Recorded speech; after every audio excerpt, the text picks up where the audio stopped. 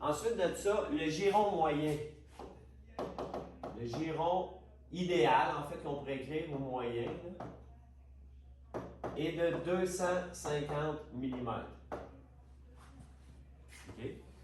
Donc, 250 mm, c'est environ 10 pouces. Là, le Code national du bâtiment a changé dernièrement, puis on est obligé d'avoir un giron minimum de 10 pouces. Donc, mais là, dans les années 30, ils ont pris 400 000 personnes, puis là, on fait monter des escaliers, toutes grandeurs confondues.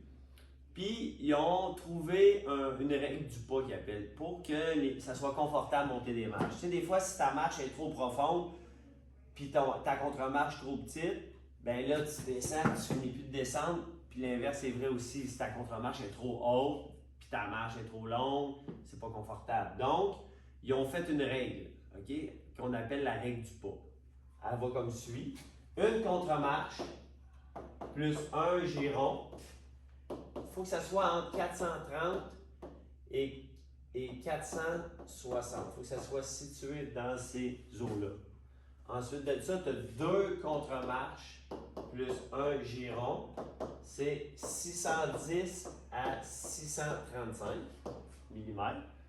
Puis ensuite, tu as une contre-marche multipliée par un giron. Il faut que ça donne entre 45 000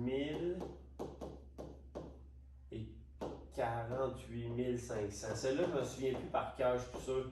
Je vais aller le vérifier. Qu'est-ce qu'on va faire, c'est essayer de trouver le giron idéal minimum, mettons qu'on peut aller chercher. Fait qu'on va faire une règle de produit croisé. Fait que qu'est-ce que je pourrais faire ici? Je vais prendre le plus petit que je peux avoir, c'est 430. Il faut que ça donne 430. Fait que je ferais 430 moins une contre-marche égale à combien? Fait que 430 moins 176, ça donnerait 254. Excellent. Ensuite, on va prendre la deuxième règle du pas qui est un giron égale à 610 moins 2 fois la contre-marche. Fait que 2 fois 176.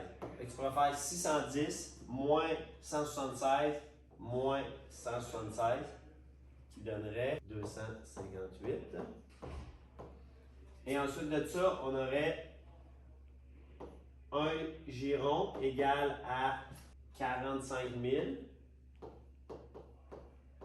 divisé par 176 qui donnerait 255,68.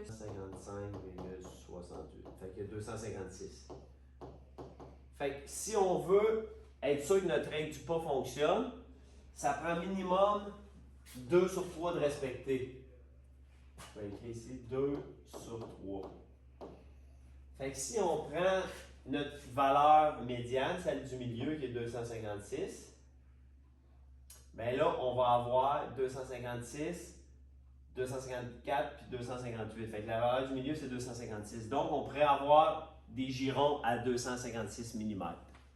Sauf que dans l'exemple, je les ai faites à 265. Si on avait une course limitée, mettons, de X, il aurait fallu, dans le fond, que je prenne la course limitée divisée par le nombre de girons. Fait que si je reviens sur mes pas, j'ai combien de girons? Si j'ai 6 contre-marches, 1, 2, 3, 4, 5, 6. J'ai 6 contre-marches. On est d'accord? Ça me fait combien de girons? 1, 2, 3, 4, 5. J'ai tout le temps un giron de moins qu'une contre-marche par volée. Ici, on a une volée, on a 5 girons. Excellent pour ça. On a 6 contre-marches à 176 mm. On a 5